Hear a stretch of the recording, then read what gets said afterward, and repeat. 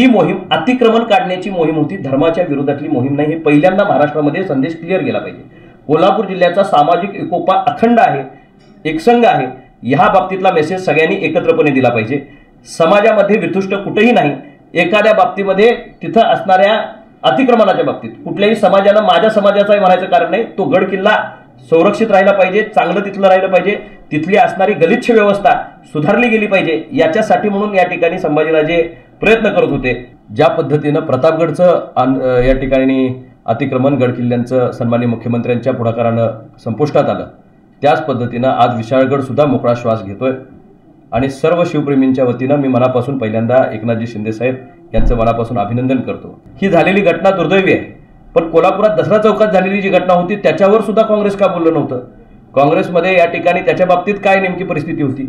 लहान मुलं लहान मुली त्या ठिकाणी बसमधनं जात असताना त्यांच्यावर झालेली दगडफेक, कुठल्या समाजाचं मी नाव त्या ठिकाणी घेत नाही, पण कुठलाही समाज असू दे, या बाबतीत या ठिकाणी वाक्य सुद्धा या ठिकाणी काढलं आलं नव्हतं।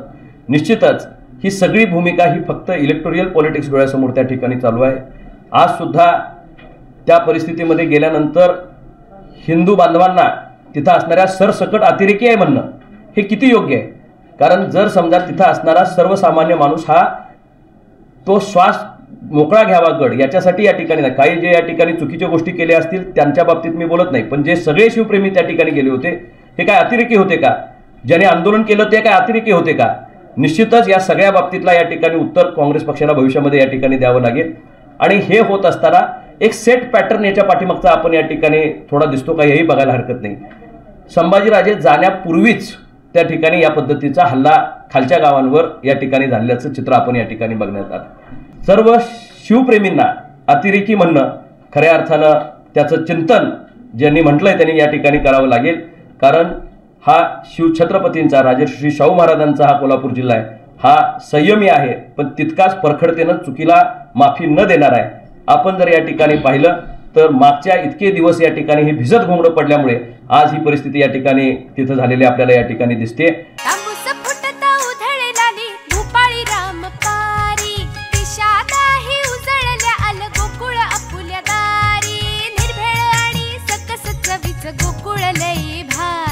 चव आहे कोल्हापुरी, गोकुळ लई भारी। 2 दिवसापूर्वी कोल्हापूर जिल्ह्यामध्ये विशाळगडावर अतिक्रमण काढण्यासाठीचा एक मोर्चा निघत होता। त्या अनुषंगानं युवराज छत्रपती संभाजीराजे यांनी त्या पद्धतीची मोर्चाची हाक दिली होती। आणि आत्तापर्यंत जर ते मोर्चे त्यांनी काढलेले पाहिले तर अतिशय संयमी आणि सनदशील मार्गाने त्यांनी आत्तापर्यंतचे मोर्चे काढले। कधीही मोर्चांना गालबोट लागलं नव्हतं। त्याही दिवशी प्रशासनाला असं वाटलं होतं की ज्या पूर्वीचे जे मोर्चे आहेत त्या पद्धतीनंच या ठिकाणी मोर्चे निघेल, पण त्याला हिंसक वळण लागलं आणि झालेलं चित्र आपण या ठिकाणी पाहतोय। यामधले 2 भाग आपण विशेषतः पाहणं गरजेचं आहे। अतिक्रमण मुक्तीसाठी म्हणून हा लढा अनेक वर्षे या ठिकाणी सुरू आहे। मी सर्वप्रथम राज्याचे मुख्यमंत्री आदरणीय एकनाथजी शिंदे साहेब यांचं मनापासून अभिनंदन करेन की त्यांनी या बाबतीतला निर्णय या ठिकाणी घेतला। न्यायप्रविष्ट बाब आहे असं सांगत खऱ्या अर्थानं हे भिजत घोंगडं ठेवायचं काम प्रशासनाच्या वतीनं अनेक वर्षे या ठिकाणी चालू होतं, दिशाभूल करण्याचं काम चालू होतं। पण या आंदोलनाच्या झालर या ठिकाणी लक्षात आल्यानंतर स्वतः मुख्यमंत्र्यांनी यामध्ये लक्ष घातलं आणि ज्या पद्धतीनं प्रतापगडचं या ठिकाणी अतिक्रमण गड किल्ल्यांचं सन्माननीय मुख्यमंत्र्यांच्या पुढाकारानं संपुष्टात आलं, त्याच पद्धतीनं आज विशाळगड सुद्धा मोकळा श्वास घेतोय। आणि सर्व शिवप्रेमींच्या वतीनं मी मनापासून पहिल्यांदा एकनाथजी शिंदे साहेब यांचं मनापासून अभिनंदन करतो। संभाजीराजेंनी जी हातामध्ये या ठिकाणी काम घेतलं होतं, आज त्याच्यावर काही लोक टीका करतायत। मी त्याच्या खोलमध्ये या ठिकाणी जाणार नाही, पण मी एवढंच सांगेन की संभाजीराजेंचं आजपर्यंतचं कोणतंही आंदोलन हे हिंसक वळणावर गेलेलं नाही आणि आत्ताचंही आंदोलनामध्ये त्यांनी कुठेही हिंसक वळण लावावं अशा पद्धतीची हाक दिली नव्हती। हे जे एलिमेंट्स आहेत हे नेमके कोण आहेत याचे खऱ्या अर्थानं शहानिशा झाली पाहिजे। जो झालेला प्रसंग आहे याचं समर्थन कुणीच करणार नाही, त्या झालेल्या प्रसंगाच्या बाबतीत आम्हीही त्या गोष्टीचं समर्थन करणार नाही। मी खासदार म्हणून किंवा या पक्षाचा प्रतिनिधी म्हणून सुद्धा निश्चितच अतिक्रमण जे निघालं याच्या बाबतीतलं आमच्या सर्वांचं समर्थन आहे आणि सर्व शिवभक्तांच्या वतीनं मी सन्माननीय मुख्यमंत्र्यांचं या ठिकाणी त्याच्या बाबतीतला आभार या ठिकाणी व्यक्त करतो। त्याचबरोबर कालच आपण प्रेस कॉन्फरन्स पाहिली असेल की इम्तियाजी जलील यांनी कोल्हापूरच्या बाबतीत, कोल्हापूरच्या जातीय सलोख्याच्या बाबतीत किंवा एकंदरीतच या ठिकाणी समाजाच्या वितुष्ट यावे अशा पद्धतीचं या ठिकाणी स्टेटमेंट्स काही केले। माझे काही प्रश्न आहेत, त्यांनी काल बोलत असताना खरं तर हे प्रश्न काँग्रेसला त्यांनी उपस्थित केलेत। ते म्हणत असताना म्हणले की पक्षाच्या लोकांनी आमच्यासमोर मताची भीक मागितली आणि म्हणून आमच्या भिकेच्या जीवावर तुम्ही त्या ठिकाणी खासदारकीपर्यंतची मजल मारलीत, अशा पद्धतीचं या ठिकाणी दिल्लीला तुम्ही गेलात अशा पद्धतीचा उल्लेख त्यांनी त्या ठिकाणी केला। निश्चितच लोकशाहीमध्ये मताचा दान मागणं हे प्रत्येक लोकप्रतिनिधीचं कर्तव्य आहे। त्या अनुषंगानं एका समाजाचं कोणी मत मागत नाही तर संपूर्ण व्यवस्थेचं या ठिकाणी मतदान त्या व्यवस्थेमध्ये होत असतं। जलीलनी जे या ठिकाणी स्टेटमेंट केलं हे खऱ्या अर्थानं कोल्हापूरच्या गादीचा अवमान नाही का? त्यावेळी तुम्ही त्याच्या बाबतीत आक्षेप घेतला नाही का? फक्त मताचा आणि इलेक्टोरियल पॉलिटिक्स या ठिकाणी डोळ्यासमोर ठेवून आपण खऱ्या अर्थानं काय करावं लागलं आहे याचीही या ठिकाणी इलेक्शन आपण लोकसभेची नुकतीच पाहिली तर प्रत्येक गोष्टीला गादीचा अवमानाशी जोडण्याचं काम गेल्या 2 महिन्यापूर्वीपासून या ठिकाणी सुरू होतं। पण काल जे जलील बोलले त्याच्यावर काँग्रेसचं एकही स्टेटमेंट त्या ठिकाणी आलेलं नाही, कारण त्यांना मतावर डोळा ठेवून या ठिकाणी राजकारण करत आहे। वस्तुस्थितीवर या ठिकाणी त्यांना बोलायचं नाही। ही झालेली घटना दुर्दैवी आहे, पण कोल्हापुरात दसरा चौकात झालेली जी घटना होती त्याच्यावर सुद्धा काँग्रेस का बोललं नव्हतं? काँग्रेसमध्ये या ठिकाणी त्याच्या बाबतीत काय नेमकी परिस्थिती होती? लहान मुली त्या ठिकाणी बसमधनं जात असताना त्यांच्यावर झालेली दगडफेक, कुठल्या समाजाचं मी नाव त्या ठिकाणी घेत नाही पण कुठलाही समाज असू दे, या बाबतीत या ठिकाणी वाक्यसुद्धा या ठिकाणी त्या ठिकाणी काढलं आलं नव्हतं। निश्चितच ही सगळी भूमिका ही फक्त इलेक्टोरियल पॉलिटिक्स डोळ्यासमोर त्या ठिकाणी चालू आहे। आजसुद्धा त्या परिस्थितीमध्ये गेल्यानंतर हिंदू बांधवांना तिथं असणाऱ्या सरसकट अतिरेकी आहे म्हणणं हे किती योग्य आहे? कारण जर समजा तिथं असणारा सर्वसामान्य माणूस हा तो श्वास मोकळा घ्यावा गड याच्यासाठी या ठिकाणी नाही, काही जे या ठिकाणी चुकीच्या गोष्टी केल्या असतील त्यांच्या बाबतीत मी बोलत नाही, पण जे सगळे शिवप्रेमी त्या ठिकाणी गेले होते हे काय अतिरेकी होते का? ज्याने आंदोलन केलं ते काय अतिरेकी होते का? निश्चितच या सगळ्या बाबतीतला या ठिकाणी उत्तर काँग्रेस पक्षाला भविष्यामध्ये या ठिकाणी द्यावं लागेल आणि हे होत असताना एक सेट पॅटर्न याच्या पाठीमागचा आपण या ठिकाणी थोडा दिसतो का हेही बघायला हरकत नाही। संभाजीराजे जाण्यापूर्वीच त्या ठिकाणी या पद्धतीचा हल्ला खालच्या गावांवर या ठिकाणी झाल्याचं चित्र आपण या ठिकाणी बघण्यात आलं। हे हल्ला होण्याचं कारण नेमकं काय होतं आणि कशामुळे या ठिकाणी हे हल्ले झाले आणि कुणी केले याच्या खोलामध्ये सखोल चौकशी त्याची झाली पाहिजे। तशा पद्धतीचे निर्देश सन्माननीय मुख्यमंत्र्यांनी सुद्धा प्रशासनाला त्या ठिकाणी दिलेत आणि माझी एवढीच विनंती राहील की जे काही या ठिकाणी त्याच्या बाबतीत दोषी आहेत त्यांना त्याचे या ठिकाणी त्याची कारवाई झाली पाहिजे, पण जे लोक त्यामध्ये इन्व्हॉल्व नव्हती त्यांच्यावर चुकीचे गुन्हे दाखल होऊ नयेत याचीही खबरदारी या ठिकाणी शासनानं घेणं गरजेचं आहे। प्रशासनाला सुद्धा माझी ती विनंती राहील। आज ती झालेली प्रसंग आणि त्याच्यानंतर महाराष्ट्रभर या ठिकाणी कोल्हापूर जिल्ह्याचं होत असलेली चर्चा यामध्ये मी स्वतः या ठिकाणी 2-3 दिवस याची वाट बघत होतो की हे थोडंसं शांत झाल्यानंतर लोकांनी त्यामध्ये जाणं अपेक्षित होतं। 144 कलम तिथं या ठिकाणी चालू आहे, पण हे कलम चालू असताना सुद्धा काही लोक तिथं जाण्याचा प्रयत्न करत आहेत, लोकांना तिथंपर्यंत जाऊन काहीतरी आपण वेगळं करतो या दाखवण्याचा प्रयत्न त्या ठिकाणी करत आहेत। आपण कायदा आणि सुव्यवस्था राखण्यासाठी म्हणून सगळ्यांनी त्याचा पहिला मार्ग लावला पाहिजे। मी निश्चितच झालेल्या घटनेचं समर्थन करत नाही, पण अतिक्रमण निघालंच पाहिजे ह्याबरोबर शिवसेना पक्ष आणि आम्ही असणारे सर्व शिवसैनिक किंवा शिवभक्त एकसंघपणे या विषयाच्या पाठीशी होतो आणि आहे। या ठिकाणी संभाजीराजेंनी जो मोर्चा काढला हा शांतता मार्गाने काढलेला मोर्चा होता, पण त्याला गालबोट लावण्याचं काम कुणी केलं याचीही सखोल चौकशी त्या ठिकाणी झाली पाहिजे। कोण या ठिकाणी ह्या सगळ्या गोष्टी अस्थिरता कोल्हापूर जिल्ह्यामध्ये यावी, वातावरण हे अशा पद्धतीनं दूषित व्हावं याच्यासाठी प्रयत्न करतायत, याच्या पाठीमागच्या ताकदींचा सुद्धा शोध भविष्यामध्ये या ठिकाणी घेतला पाहिजे। शासनानं कडक भूमिका याच्या बाबतीत घेत अतिक्रमण काढण्याचा निर्णय प्रतापगडच्या पाठोपाठ आज विशाळगडही या ठिकाणी त्याच्यापासून अतिक्रमण मुक्त झालाय। भविष्य काळामध्ये महाराष्ट्रातले सर्व गडकोट किल्ले यातनं अतिक्रमण मुक्त होतील याच्यासाठी म्हणून या ठिकाणी महाराष्ट्र शासनानं मोहीम हाती घ्यावी ही सर्व शिवप्रेमींची या ठिकाणी त्याच्या पाठीमागची इच्छा आहे आणि सर्व शिवप्रेमींना अतिरेकी म्हणणं खऱ्या अर्थानं त्याचं चिंतन ज्यांनी म्हटलंय त्यांनी या ठिकाणी करावं लागेल, कारण हा शिवछत्रपतींचा राजर्षी शाहू महाराजांचा हा कोल्हापूर जिल्हा आहे, हा संयमी आहे पण तितकाच परखडतेनं चुकीला माफी न देणार आहे। आपण जर या ठिकाणी पाहिलं तर मागच्या इतके दिवस या ठिकाणी हे भिजत घोंगडं पडल्यामुळे आज ही परिस्थिती या ठिकाणी तिथं झालेली आपल्याला या ठिकाणी दिसते। हे गेले अनेक वर्षाचं दुखणं आज महाराष्ट्राचे मुख्यमंत्री एकनाथजी शिंदे साहेबांनी त्याच्यामध्ये लक्ष घातलं आणि आज त्याचा पॉझिटिव्ह निर्णय या ठिकाणी झालाय हे आपल्याला या ठिकाणी बघायला मिळतं।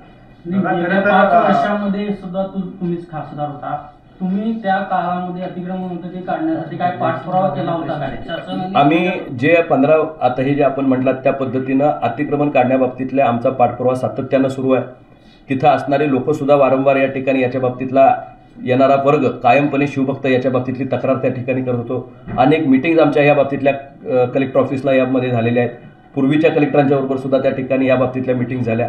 वारंवार आम्हाला हे सांगण्यात येत होतं की यामध्ये कायदेशीर अडथळे आहेत, दिशाभूल करण्याचा प्रयत्न त्यामध्ये या ठिकाणी झाला। जर कायदेशीर अडचणी त्या काळामध्ये होत्या तर मग आता हे अतिक्रमण कसं काढलं? त्यामध्ये असणाऱ्या कोर्टामध्ये केसेस असणाऱ्या 6 लोकांच्या केसेस आहेत, एकूण 158 अशा पद्धतीचे अतिक्रमण वर तिथं असताना 6 केसेसच्या नावाखाली इतके दिवस बाकी सगळ्यांना संरक्षण देण्याचं काम या निमित्तानं या ठिकाणी होत होतं। निश्चितपणे आम्ही जो पाठपुरावा करत होतो त्याला आज जे होऊ शकलं हे खऱ्या अर्थानं जनरेट्यामुळे या ठिकाणी होऊ शकलं।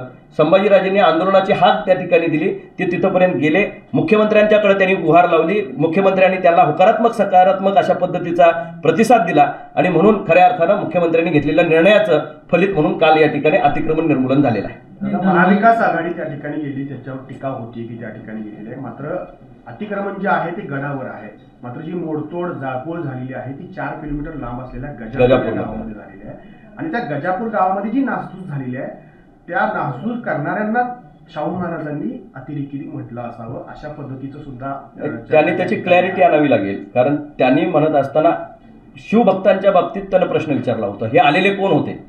त्या माणसाचा जर बाईट पाहिला तर तो विचारत होता हे आलेले कोण होते, मग ते सरसकट आलेल्यांच्या बाबतीत चर्चा करत होता की कोणा स्पेसिफिक विषयाच्या बाबतीत करत होता याची क्लॅरिटी नाही। पण जर शिवभक्तांना सर्वसकट अतिरेकी ठरवायचा या ठिकाणी त्या कक्षेमध्ये आणायचा प्रयत्न करत असतील, काही लोकांनी जी नासधूस केली त्याचं समर्थन आम्हीही करत नाही, मी आधी परत त्या ठिकाणी स्पष्ट करू इच्छितो, त्याच्याबद्दल कुणीही त्याचं समर्थन करणार नाही, पण सरसकट सर्व हिंदू समाजाला किंवा असणाऱ्या तिथं असणाऱ्या शिवभक्तांना अतिरेकी म्हणणं हे खऱ्या अर्थानं गैर आहे आणि निंदनीय आहे। 144 कलम हे आधीही होतं, ज्या वेळेला ते शिवभक्त तिथे गेले किंवा जे जे समाजकंटक होते ते गेले त्यांना प्रशासनानं सोडलं आणि नंतर काही लोक जात होते त्यांना अडवलं, ही प्रशासनाची दुटप्पी याची मी मगाशी जे मी सुरुवातीला सांगितलं की प्रशासनाच्या ह्यातल्या ज्या चुका आहेत याच्यामुळे खऱ्या अर्थानं हा वाद चिघळत गेला हे खरं आहे।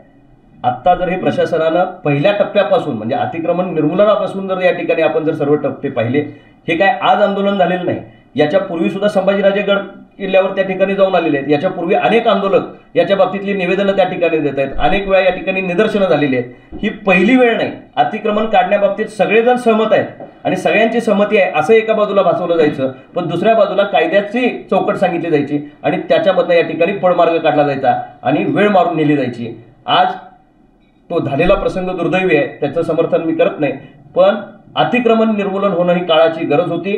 प्रतापगडचं ज्या पद्धतीनं अतिक्रमण निर्मूलन झालं त्याच पद्धतीनं विशाळगडचं अतिक्रमण निर्मूलन झाल्याचा आनंद सर्व असणाऱ्या शिवप्रेमींना या ठिकाणी आहे। आता 7 जूनला गेल्या वर्षी जो कोल्हापुरात प्रकार झाला ती सुद्धा बाहेरून आलेली लोक होती, इथंही बाहेरून आलेली लोक होती, गृह खातं कुठंतरी अपयशी ठरले असं वाटतं का? कारण त्यावर पोलिसांवर मोठी टीका होती।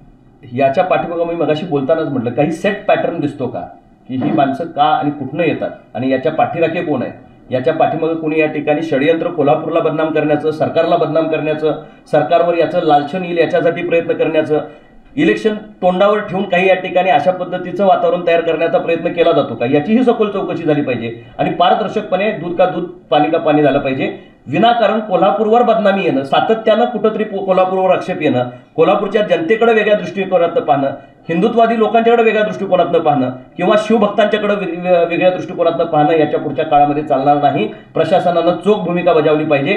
त्यात जर काही निगेटिव्ह एलिमेंट्स येत असतील आणि ते काहीतरी या ठिकाणी त्याच्यातनं साधून जात असतील तर याच्यावर चाप ओढण्याची जबाबदारी ही प्रशासनाची आहे आणि त्यांनी त्या पद्धतीनं पार पाडली पाहिजे। खरं तर 7 जूनला जो दंगलीत पत्रकारांना अनुभव आला तसाच आणि तितकाच भयावह अनुभव हा त्या गडावरच्या एकूणच घटनेवरून आलेला आहे. अक्षरशः पत्रकारांना चाकूचा धाक सुद्धा दाखवण्यात आला. ही जी आहे ही खऱ्या अर्थानं तुम्ही जे म्हणता शिवभक्त अशा पद्धतीनं कधीच वागत नाही. आपण जर बघितलं तर सातत्यानं कित्येक आंदोलनं महाराष्ट्रामध्ये असणारे कित्येक मोर्चे सातत्यानं या ठिकाणी काम करतात. तो संयमी सनदशील मार्गानं काम करणारा या ठिकाणी शिवभक्त आहे. आणि हेच आंदोलन याच्यापूर्वी सुद्धा या ठिकाणी बऱ्याच वेळा तिथं झालंय, पण कायदा सुव्यवस्था कधीही या ठिकाणी बिघडू दिलेली नाही. संभाजीराजेंच्या नावावर सुद्धा काही लोक या ठिकाणी त्याला मीटर फाडायचं काम करतायत, पण संभाजीराजेंनी कधीही अशा पद्धतीनं हिंसक वळण त्याला लागेल अशा पद्धतीची वक्तव्य केली नाही. ते आक्रमक होते. आक्रमक होणं एका बाजूला आणि हिंसक होणं एका बाजूला, चेतावणी देणं एका बाजूला. आज संभाजीराजेंची जर तुम्ही पूर्वीपासूनच्या सगळ्या प्रेस कॉन्फरन्स मी ऐकलेत, आपणही या ठिकाणी त्या प्रेस कॉन्फरन्सेस घेतलेत, चेतावणी त्यांनी तशा पद्धतीनं चितावखोर काही केलं नव्हतं. त्यांना फक्त अतिक्रमण जे आहे ते सर्व या ठिकाणी असणारे एका जातीचं किंवा धर्माचं तिथं अतिक्रमण नाही. अतिक्रमण हे विविध लोकांचं त्या ठिकाणी आहे, सर्व धर्मियांचं अतिक्रमण त्यामध्ये आहे. ती काढावी हीच त्यांची भूमिका होती.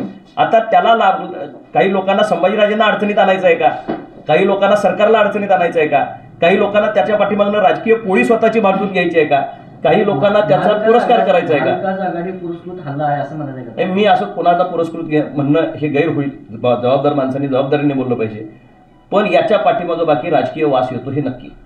हे सुरू झाली, गुन्हे दाखल झाले, 90 दिवसांनी चार्जशीट दाखल झाली आणि त्याच्यावरती केस आहे. तुम्ही जी सातत्यानं मागणी करताय की सखोल तपास झाला पाहिजे, याच्यामध्ये काही अन्य एलिमेंट्स आहेत का, याची चौकशी झाली पाहिजे, हे होण्यासाठी तुम्ही काय करणार? नाही, मी स्वतः आता मुख्यमंत्र्यांची भेट, मुख्यमंत्री आता दौऱ्यावर येत आहेत आमची. परवाही माझं फोनवर त्यांच्याशी ब्रीफिंग या बाबतीतलं झालं. प्रशासनाशी माझा कायम कंटिन्युअस डायलॉग त्या ठिकाणी सुरू आहे.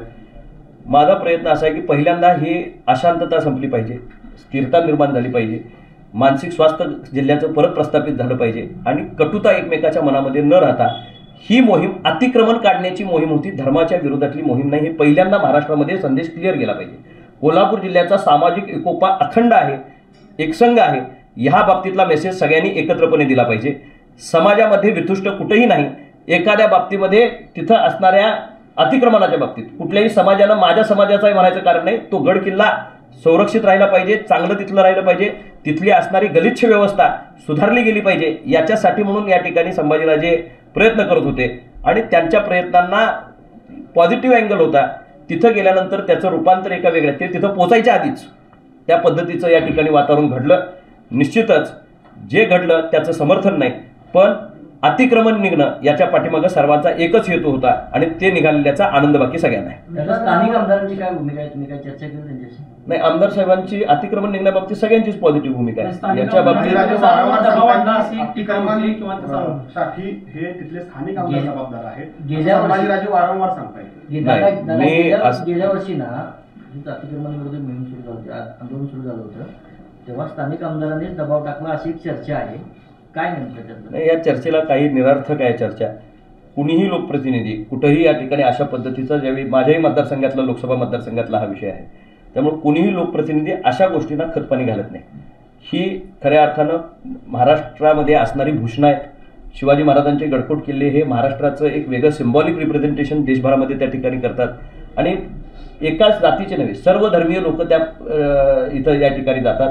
बाजूप्रभूंच्या खिंडीपासून त्या ठिकाणी जाणारे सर्व, समाधीपासून वरपर्यंत जाणारे लोक, सर्व धर्माची लोक त्या ठिकाणी येतात, परराज्याची लोक त्या ठिकाणी येतात.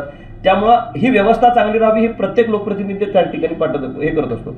हे काही लोक त्याचा या ठिकाणी अपप्रचार करण्याचा प्रयत्न करतात. काही दिवसापूर्वीच हर्षवर्धन पाटलांनी एक स्टेटमेंट वादग्रस्त केले की इचलकरंजी ह्या पाकव्याप्त काश्मीर सारख्या प्रदेशातनं दहशतवादी मानेनी दिवा लावला. त्याच्यावर आपण त्या भागातले खासदार कार्यक्रमाला उपस्थित होतो, तुमची काय भूमिका आहे, कसं बघताय? हर्षवर्धन पाटील साहेब जे बोलत होते ते नेमकं कुठल्या कंटेक्स्टमध्ये बोलत होते हे समजून घेणं या ठिकाणी गरजेचं आहे. देशभरामध्ये जे राजकीय वातावरण झालं त्या वातावरणामध्ये वोट जेहाद झालं. म्हणजे एखाद्या माणसाचं काम जर या ठिकाणी सामाजिकदृष्ट्या पाहिलं आणि त्या दृष्टिकोनातनं या ठिकाणी लोकांनी मतदान केलं तर निश्चितपणे प्रगल्भ लोकशाही पुढे जाते.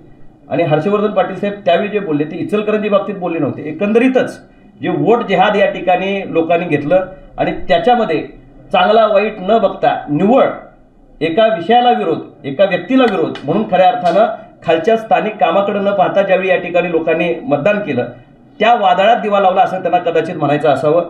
इचलकरंजीच्या बाबतीत ज्या पद्धतीनं त्याने त्याचा उल्लेख केला तो बाकी आम्हाला मान्य नाही. खरं तर दादा, गजापूर या गावात इंडिया आघाडीनं मदत दिलेली आहे, त्या मदतीकडे तुम्ही कसं पाहताय, योग्य की अयोग्य? नाही, गजापूर गावाला मदत देणं हे त्यांनी घेतलेला निर्णय आहे. शासन ही त्याच्या बाबतीत दडपड जी निरपराधांची झालेली आहे, ज्यांचा काही त्या विषयाशी संबंध नाही, यासाठी म्हणून मदत पुरवली, याच्या बाबतीत आमचा आक्षेप असायचं काही कारण नाही. पण त्याचबरोबर आमचा आक्षेप फक्त अतिक्रमणाला आहे, आमचा आक्षेप तिथं असणाऱ्या व्यवस्थेला आहे, आमचा आक्षेप गड किल्ल्यावर झालेल्या ही जी या ठिकाणी व्यवस्था आहे त्याच्या बाबतीत आहे. मदत त्यांनी कुठल्या हेतूनं पुरवली हे या ठिकाणी त्याचा हेतू तपासणं गरजेचं आहे. आज इलेक्शन तोंडावर ठेवून किंवा त्यांना वोट बँक जपण्याचं काम आहे, त्यांनी फक्त वोट बँक पॉलिटिक्स करण्याचं काम चालू ठेवलंय का? मग अशा दंगली ज्यावेळी विविध ठिकाणी होतात, जिथे इतर समाजांचं सुद्धा नुकसान त्या ठिकाणी होत असतं, त्यावेळी अशी मदत का पोहोचत नाही? प्रश्न एका झालेल्या हल्ल्याचा नाही आहे, प्रश्न प्रत्येक झालेल्या हल्ल्याचा आहे ज्याच्यामध्ये गोरगरिबाचं नुकसान. दंगलीला कुणीही स्वतःचा वारस नसतो, ती झालेली निष्पापांचा या ठिकाणी त्याचा बळी जात असतो. या दंगलीचं रूपांतर होत असताना हे जे आज औदार्य दाखवलं जातंय, हे औदार्य इतर वेळी कुठं गायब होतंय? आणि ते औदार्य जर इतर वेळी दाखवलं असतं तर मला यात राजकीय वास आला नसता. पण आत्ता दिलेलं हे जे औदार्य आहे हे हेतू ठेवून दाखवलेलं प्रेम आहे असं मला वाटतं. आता विधानसभेच्या अनुषंगाने एक सर्व्हे झाला, त्या सर्व्हेमध्ये महाविकास आघाडीला चांगल्या जागा मिळतील असा एक अंदाज वर्तवण्यात आलाय. त्यानंतर महायुती आता काँग्रेसची जी पारंपरिक वोट बँक आहे दलितांविषयी, ते आपल्याला खेचण्यासाठी जातीय वाद निर्माण करत आहे अशी एक टीका महायुतीवर होते. याकडे कसं बघता? माझ्या सर्व्हेवर विश्वास नाही. मी सर्व्हेच्या विरुद्ध निवडून आलेला माणूस आहे, त्यामुळं सर्व्हे सर्व ही जनता असती, त्यामुळे सर्व्हेवर आधारित काहीच होत नसतं. जनमत हे आपोआप ठरत असतं, कामावर ठरत असतं, पॉलिसीजवर ठरत असतं. आणि राज्य शासनाने एकनाथजी शिंदेसाहेब आणि महायुतीच्या काळामध्ये या ठिकाणी जे निर्णय घेतलेत ते लोककल्याणकारी निर्णय आहेत आणि त्याची प्रचिती आपल्याला हळूहळू लोकांच्यामध्ये यायला सुरू झालेली आहे.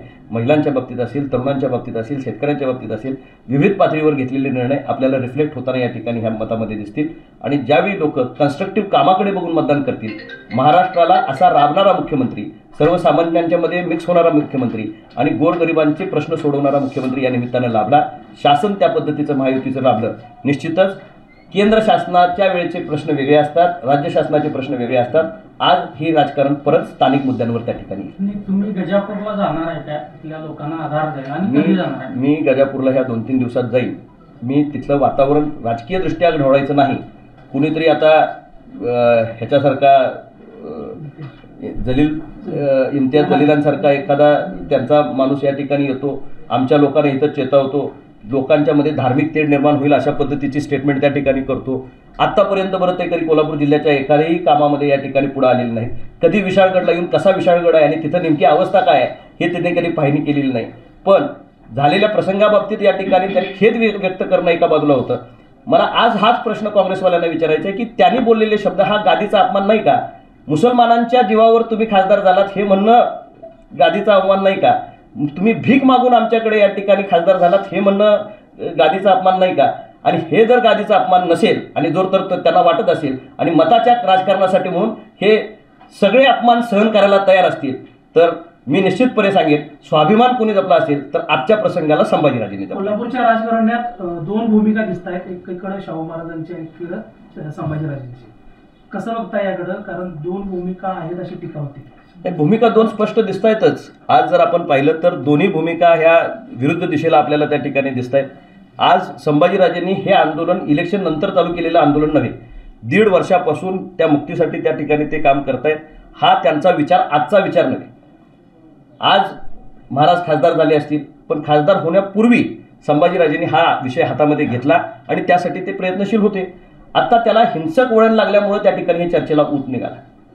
आज त्यांच्याही लोकांना तुम्ही विचारलं तर आमचा अतिक्रमणाला विरोध नाही, म्हणजे झालेल्या प्रसंगाला विरोध आहे असं त्यांचं त्या ठिकाणी मत आहे. यापूर्वीच्या काळामध्ये पालकमंत्रीपद त्यांच्याकडेही होतं, काँग्रेस पक्षाकडे सुद्धा पालकमंत्रीपद होतं, त्याच्यापूर्वी सुद्धा सत्ता त्यांच्याकडे होती. एक दिवसाचं अतिक्रमण कधी असत नाही, वर्षानुवर्ष ते पाहिलं या ठिकाणी होत असतं. त्या वेळच्या परिस्थितीमध्ये ते हाताळलं असतं तर आज ही परिस्थिती निर्माण झाली नसती. काँग्रेस पक्षानं निव्वळ यातनं राजकीय गेन कसं मिळेल याच्यासाठी म्हणून या ठिकाणी जो हट्टास मांडलाय, पोलरायझेशन ऑफ वोट्स याच्यासाठी या ठिकाणी हट्टास मांडलाय. हिंदुत्ववादी मतांना अतिरेकी ठरवणं, हिंदुत्वाला अतिरेकी ठरवणं पार्लमेंटमध्ये आपण या ठिकाणी जर राहुल गांधींचं भाषण ऐकलं असेल तर भारतामध्ये या ठिकाणी परत एकदा राहुल गांधीने अशाच पद्धतीचा उच्चार केंद्र शासनामध्ये त्या ठिकाणी केला होता आणि त्याचं रिफ्लेक्शन कोल्हापूर जिल्ह्यामध्ये दिसतंय की नाही. आज तेच शब्द त्यांच्या खासदारांच्या तोंडी या ठिकाणी येत आहेत. हिंदुत्वाला किंवा शिवप्रेमींना अतिरेकी म्हणण्याचा या ठिकाणी हे होतंय. खरंच आपण याच्या बाबतीत विचार करावा लागेल. जे प्रश्न या ठिकाणी इम्तियाज जलील विचारतो त्यामध्ये त्यांनी विचारलंय हे खरे वंशज आहेत का. हा प्रश्न कुणी विचारलाय? इम्तियाज जलीलनी या ठिकाणी त्यांना विचारलाय. शाहू महाराजांच्या गादीचा हा अवमान होत नाही का? वंशजाला त्यांनी त्या ठिकाणी जर चॅलेंज करत असतील आणि त्यावेळी काँग्रेसवाले फक्त मताच्या राजकारणासाठी म्हणून या ठिकाणी तोंडाला पट्टी लावून या ठिकाणी बंद खोलीत राहत असतील तर निव्वळ हे मताच्या भोवतीचं राजकारण आहे. याच्यामध्ये दुसरा तिसरा काही या ठिकाणी कोल्हापूरची ओळख ही पुरोगामी कोल्हापूर म्हणून अशी ओळख आहे. मात्र गेल्या 1-2 वर्षापासून ज्या घटना कोल्हापूरमध्ये घडतायत त्यामुळं सामाजिक ऐक्याची जी वीण आहे ती कुठेतरी सैल होती असं वाटतंय. सामान्य माणसाला हे कुठंच अपेक्षित नसतं. सामान्य माणसाला हा सगळा समाज एकत्र राहावा, एकत्र गुण्यागोविंदानं राहावा, कुठंही जातीय क्लेश आणि हे होऊ नये याच्यासाठी म्हणून या ठिकाणी प्रयत्न करावेत अशा पद्धतीचं या ठिकाणी सगळ्यांचीच मानसिकता असते. आणि कोल्हापूर जिल्हा हा त्याचा रोल मॉडेल आहे. कोल्हापूर जिल्ह्यानं कायमपणे समतेचा, सामाजिक एकोप्याचा आणि सगळ्यांना बरोबर घेऊन जाण्याचा फॉर्म्युला रचला. देशाचं कॉन्स्टिट्यूशन लिहित असताना त्याचा बेस जर आपण बघितला तर कोल्हापूरच्या राजश्री शाहू महाराजांनी तयार केलेला बेस हाच खऱ्या अर्थानं भारताचा कॉन्स्टिट्यूशनचा धागा आदरणीय आंबेडकर साहेबांनी लेखणीमधनं तो या ठिकाणी संसदीय लोकशाहीमध्ये आणला. त्यामुळे the fabric of Indian constitution जे तयार झालंय ते कोल्हापूरच्या मातीतनं तयार झाले. इथं सर्व जाती धर्म एकत्रपणे नांदतात, एकत्र राहतात. याच्यामध्ये असणाऱ्या ह्या छोट्या गोष्टी आत्ताच्या असणाऱ्या एखादी गोष्ट त्याच्यावर परिणाम करून दीर्घकाळी जाईल का असं अजिबात मी म्हणणार नाही. एखादा प्रसंग त्या प्रसंगातनं काही वाईट असेल तर ते खड्यासारखं बाजूला काढून ठेवण्याची परंपरा आपली या ठिकाणी आहे. अशा एखादी गंभीर गोष्ट आत्ता जी घडली त्याला सुद्धा त्याच्यातनं बाहेर पडण्यासाठी म्हणून जे काय करावं लागतं ते कोल्हापूर जिल्हा निश्चितपणे करेल. पण कोल्हापूरला बाहेर न येऊन कोणी शानपण शिकवायची गरज नाही. इम्तियाज जलील साहेबांनी त्यांच्याकडे काय चाललं हे या ठिकाणी पाहावं. राजश्री शाहू महाराजांची, शिवाजी महाराजांची माती आपल्या आपल्या लोकांची काळजी घेण्यासाठी आणि इथला असणारा जातीय सलोखा एकत्र राखण्यासाठी समर्थ आहे. त्याच्यामध्ये बाहेरनं कोणी आणून मिठाचा खडा टाकायचं कारण अजित पवार हे आता विशाळगडाकडे रवाना झाले नाही. आता मी ती माहिती घेणे आपल्याकडनंच मला माहिती पण ते भेटत. माजी गृहराज्यमंत्री सतेज पाटील यांनी काही दिवसांपूर्वी वक्तव्य केली होती कोल्हापुरात धार्मिक दंगली होती आणि काल खासदार धनंजय माडकर यांच्यावर टीका केली होती. या त्यांच्या वक्तव्याकडे तुम्ही कसं बघता? त्याचाही तपास करावा लागेल ना. जर मी काही इंडिकेट करत असेल आणि त्याचं रिफ्लेक्शन येत असेल तर नेमकं यातनं काय पाठीमाग होते कळायला लागेल. शाहू महाराजांच्या साध्या भोळ्या स्वभावाचा पण फायदा होतो असं आपल्या स्वतःसाठी व राजकारणासाठी फायदा होतोय का? आता ह्याचं अॅनालिसिस म्हणजे महाराजांचा वापर कोण करतोय का? हे बघा, लोकसभेच्या इलेक्शन पासून आपण जर बघितलं तर महाराजांनी कधी स्टेटमेंट दिलेली नाहीत. महाराज आपण जे म्हणालात त्या पद्धतीनं साधा आणि सरळ माणूस आहे. महाराजांच्या आत बाहेर असं अंतर्मन फारसं कधी त्या ठिकाणी बघायला मिळत नाही. आणि त्यांच्या साधेपणाचा काही लोक जर गैरफायदा घेत असतील तर हे दुर्दैवी आहे. त्यांना ढाल करून आपली राजकारणाची पोळी भाजणं हे गैर आहे. त्यांच्या स्वभावाचा जर काही लोक गैरफायदा घेत असतील तर तेही गैर आहे. पण ते घेतायत की नाही हा प्रश्न तुम्ही मला न विचारता तुम्हाला ज्यांच्यावर संशय आहे की ते घेतायत यांना विचारला पाहिजे. अशाच नवनवीन अपडेट पाहण्यासाठी आमच्या KK न्यूज चॅनेलला सबस्क्राईब करा.